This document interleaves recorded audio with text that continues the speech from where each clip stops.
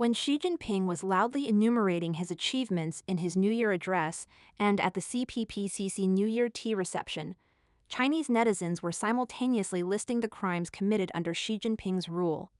On the streets of Nanjing, police treated crowds attending New Year's Eve celebrations as if facing a major enemy, linking hands to encircle Sun Yat-sen's bronze statue and turning it into an isolated island marked "No Gathering Allowed." To avoid being fined or having their electric bikes confiscated by traffic police, Chinese people began traveling on electric wheelchairs instead. The script of resistance once again became policies from above, countermeasures from below. Hainan's island-wide customs closure was widely believed to be a good thing, but for local fishermen it became a tragedy of the authorities forcibly requisitioning land and docks at low prices. Resistance was suppressed, and on-site videos and photos were wiped from the internet.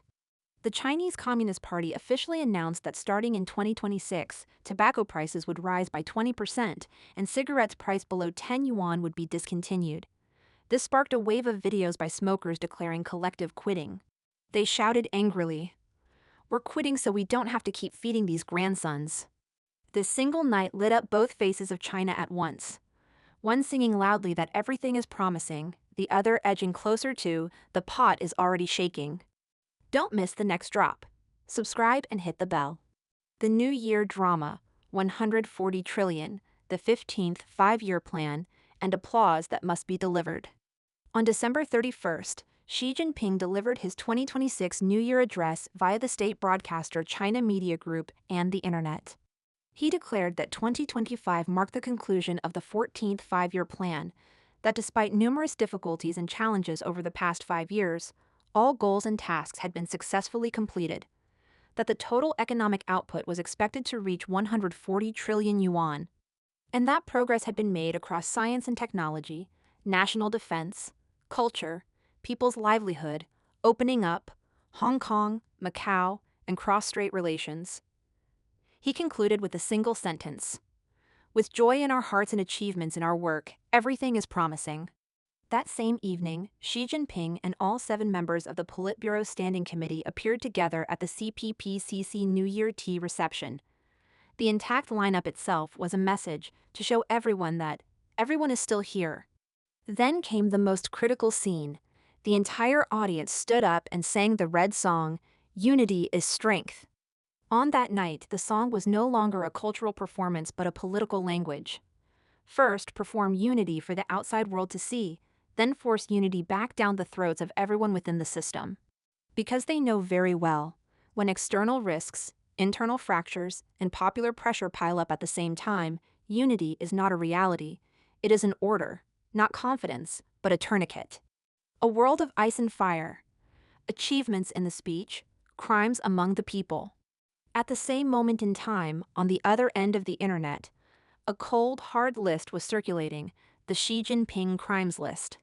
Netizens listed the crimes committed during Xi Jinping's more than a decade in power. Violent demolitions, stripping people of property worth tens of trillions. Inducing investment in P2P schemes that collapsed, costing tens of trillions.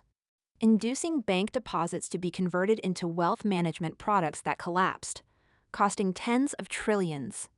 Violently suppressing lawful rights defense, creating the 709 lawyers crackdown. Widespread violent interception of petitioners, leading to the Xu Chunhei shooting case. Spending huge sums to bring in large numbers of African exchange students and forcing girls to accompany them, leading to widespread sexually transmitted diseases. Tolerating widespread trafficking of women and children, resulting in tragedies like the chained woman of Suzhou. Tolerating violent organ harvesting by hospitals, causing large numbers of youths to die or disappear. Tolerating criminal gangs operating scam compounds in Southeast Asia, victimizing Chinese people. Allowing the Wuhan Institute of Virology to operate, triggering the global COVID-19 pandemic. Implementing 3 years of forced zero COVID, causing massive humanitarian disasters. Repaying kindness with betrayal by supporting Russia's invasion of Ukraine. Repaying kindness with betrayal by supporting Iran and Hamas in harming Israel. Destroying Hong Kong and suppressing large numbers of democratic protesters. suppressing Christian faith, exemplified by the crackdown on Zion Church. Constantly threatening Taiwan with military force. Netizens say that after 13 years in power, Xi Jinping's crimes are too numerous to record, and that he will inevitably be written into history and remembered with eternal infamy. Some netizens even created a fictional dialogue resurrecting Xi Jinping and Deng Xiaoping, exposing the evil nature of the CCP to the public. Deng Xiaoping says to Xi Jinping, "I already appeared to you in dreams, telling you to bide your time and hide your strength, but you refused to listen. Now look, your wolf warrior face is fully exposed. I warned you repeatedly not to engage in personal worship. I told you if you dared to do it, I would take you away. You weren't afraid. No wonder Ren Shicheng said that even naked, you'd still want to be emperor." Xi Jinping replies, "Haven't hooligans been taking turns sitting on the throne for thousands of years? As long as the Chinese people's servility doesn't die, democracy won't stand." Deng Xiaoping, "I worked so hard to get Hong Kong back, promised one country, two systems for 50 years unchanged, and you, an ignorant fool, came up and immediately reneged, smashed Hong Kong's rule of law, turned it into the ruins of a world financial center, and pushed Taiwan even further away. If Taiwan becomes independent one day, it will all be thanks to you." Xi Jinping, "That's the destiny of communism. Whoever comes up will be the same." Deng Xiaoping, "Since you took office, millions of citizens, rich or poor, young or old, have been fleeing China. You're going against heaven." Xi Jinping, "Mao Zedong killed tens of millions of Chinese. Compared to that, I'm just a minor figure." Deng Xiaoping, "Look at how isolated the country has become. You're left shoulder to shoulder only with the Russians, calling the Taliban and Kim Jong-un your brothers. Do you want the Chinese nation to face eternal ruin?" Xi Jinping, "Didn't you people seize the fruits from the Kuomintang the same way?" Deng Xiaoping, "Go look at that sculpture in Liberty Sculpture Park. Which tyrant in history was sculpted like that while still alive? And made of rebar? You're destined for eternal disgrace." Xi Jinping, "Communism is fundamentally a dead end. Accelerating its collapse is my life's mission." From these works by netizens, it is not hard to see that the Chinese people have reached the extreme limit of their hatred for the CCP's authoritarian rule. The creation of this video also reveals the evil essence of the CCP. The CCP's official narrative has only one function: to translate its achievements into the people's pain. And when this translation becomes increasingly smooth, the grand official narrative turns into background noise. The fuller it sounds, the more it resembles a lie. 2026's first scene: gather online first, then spill into reality. Beijing is not unaware. A consensus has formed within the system: the internet is the first scene. As fiscal tightening continues, businesses shut down, and young people lose their exits, emotions will first gather online and then spill into reality. Authorities demand that local governments strengthen public opinion monitoring and prepare contingency plans in advance. The core concern is only one thing: not that problems will disappear, but that pressure is continuously stacking up toward the same point in time. According to statistics from YianNet, 1,392 protest incidents occurred in the third quarter of 2025, a year-on-year increase of about 45%. Workers, homeowners, villagers, parents, students, investors. The groups are diverse, regions concentrated, triggers varied, but the logic is the same: money not in place, rules failing, responses absent. Thus, on New Year's Eve in Nanjing, that scene appeared: police holding hands to block off Sun Yat-sen's statue on high alert. The crowd still surging forward, almost instinctively wanting to gather. Perhaps not for politics, maybe just to celebrate the new year. But in the eyes of power, gathering itself is a risk. When a regime begins to fear people naturally gathering, it is actually admitting that social emotions have reached the critical point of one spark ignites it all. Absurd daily life as a code. Delivery fines, quitting smoking, and the wheelchair army. As governance continues to tilt toward control, the people respond in more everyday ways. The government announced that starting in 2026, tobacco prices would rise by 20% and cheap cigarettes under 10 yuan would be discontinued. On Douyin, tens of millions of accounts posted quitting declarations. What we're smoking isn't cigarettes, it's bullets fired at ourselves. We don't want to keep feeding these grandsons anymore. It sounds like a joke, but behind the joke is hardship, unemployment, pay cuts, shrinking social circles. People can't even maintain the face of expensive cigarettes anymore, and yet they're still being cut again. To avoid traffic police confiscations or fines under new rules, people came up with a bizarre trick, replacing electric bikes with electric wheelchairs. Thus, the most dramatic scene appeared on the streets: armies of people traveling in electric wheelchairs. Netizens joked, same speed limit, no helmet required, fewer restrictions, and access to barrier-free paths. This isn't pure comedy, but a silent protest. When rules push ordinary life into a corner, countermeasures become culture, and absurdity becomes a trend. In these details, unity is strength suddenly becomes piercingly ironic. Unity sung on stage, countermeasures learned below. Futures discussed above, survival managed below. The contrast of Hainan's customs closure, the blueprint opens, grabbing docks comes first. Hainan's island-wide customs closure was promoted as the starting point of the world's largest logistics hub and a globally renowned financial center. But just 1 week after the closure, on December 24th, the Yangpu Gangchong fishing port in Danzhou City saw a nighttime forced requisition. Hundreds of police and government personnel formed a task force and entered an ancient fishing village, seizing docks and beaches that villagers had relied on for generations. Because compensation was too low, villagers unanimously resisted and took turns guarding the shore. But in the face of authoritarian violence, they were ultimately defeated. Videos and pleas for help were quickly scrubbed, as if nothing had ever happened.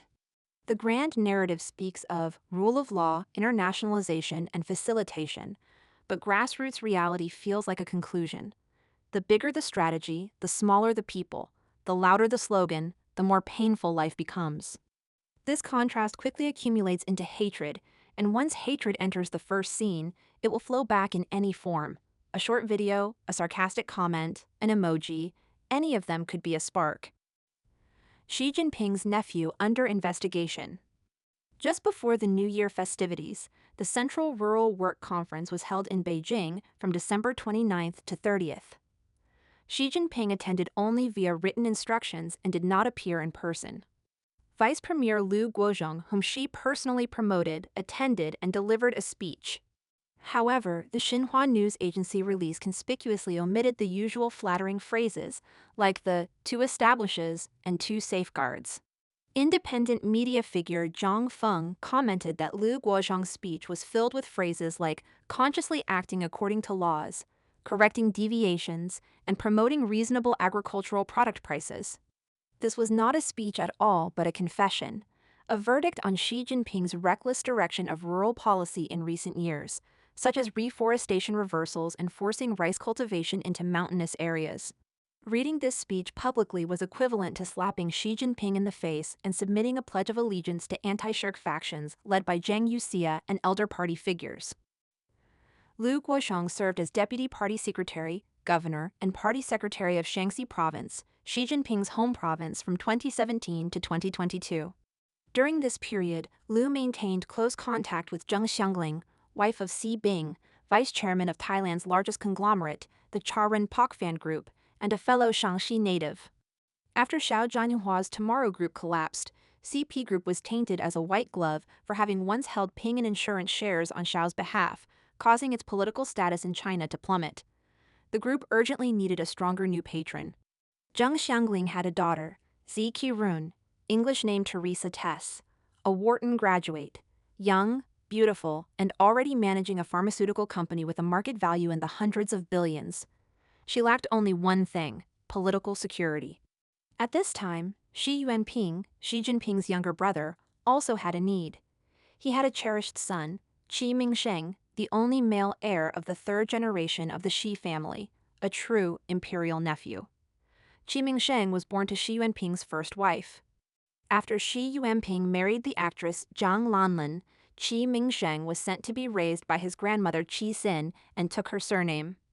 Qi Mingsheng was groomed as a successor. Undergraduate studies at Georgetown University's School of Foreign Service, a doctorate at Tsinghua University's School of Economics and Management, an internship at the World Bank. and even a nominal position as a special researcher at the Beijing Xi Jinping Thought Research Center. His resume glittered. He was also of marriageable age. Red families have difficulty finding spouses. Status must match, politics must be reliable, and one must guard against predatory interests. That's when Liu Guozhong appeared. Using his position hosting Xi Jinping in Shaanxi, Liu introduced Zheng Xiangling's daughter to Qi Mingsheng. It was a perfect political marriage. The CP group needed political protection. The Xi family needed commercial territory and financial channels. Liu Guozhong was the royal matchmaker stitching it together. Every step of this alliance danced to the rhythm of money and power. In 2020, at the height of the pandemic, and also when Liu Guozhong and Zheng Xiangling were especially close, CP Group's China Biologic Pharmaceutical suddenly announced a $515 million investment in Sinovac Biotech. At the time, Sinovac's vaccine had not yet been officially approved and its future was uncertain. CP Group's money was a pledge of allegiance, a dowry for the Xi family. Among Sinovac's shareholders was Zi Qirun, daughter of Xi Bing and the newlywed wife of Xi Jinping's nephew, Qi Mingsheng. This meant that every vaccine shot taken by the Chinese people, every cent paid by national medical insurance, ultimately flowed into the Xi family's pockets. This is why Xi Jinping enforced 3 years of dynamic zero COVID, why mass vaccination was mandatory. For them, it wasn't epidemic prevention, it was printing money. Sinovac earned over 90 billion yuan in just 1 year. CP Group alone received dividends exceeding 12 billion yuan. That 90 billion came from national medical insurance funds, the blood and sweat of the people. The cost was countless post-vaccination cases of leukemia, diabetes, urticaria, and victims left with no channel for complaints. For the Xi and Zi families, it was a win-win feast. For Liu Guozhong, it was his ticket into Zhongnanhai.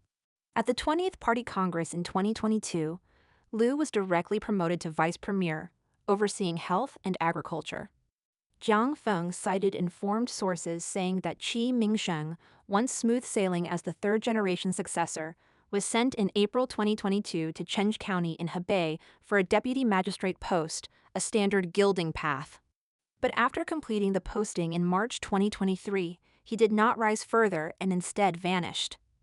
The latest news is that Qi Mingsheng has been internally controlled and is under investigation. Ma Xingrui, a key member of Peng Liyuan's Shandong faction, has repeatedly missed major central meetings and is highly likely to fall. If Xi Jinping cannot protect Ma Xingrui, he may not be able to protect his nephew Qi Mingsheng either, another clear sign of Xi's declining power. The New Year fireworks illuminated the words 140 trillion, and also the police cordons on the streets, illuminated the chorus in the Great Hall of the People, and also the absurd wheelchair army, illuminated the blueprint of the 15th five-year plan, and also the dark night in which Hainan fishing villages lost their docks. When a system has to repeatedly use unity to psych itself up, it is admitting that outside, pressure is spilling over, inside, cracks are widening, and the thin membrane of legitimacy narrative in between is being torn away layer by layer.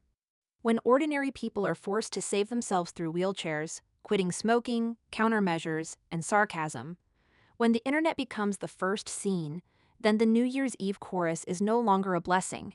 It is more like a forecast. The more orderly the singing, the closer the storm.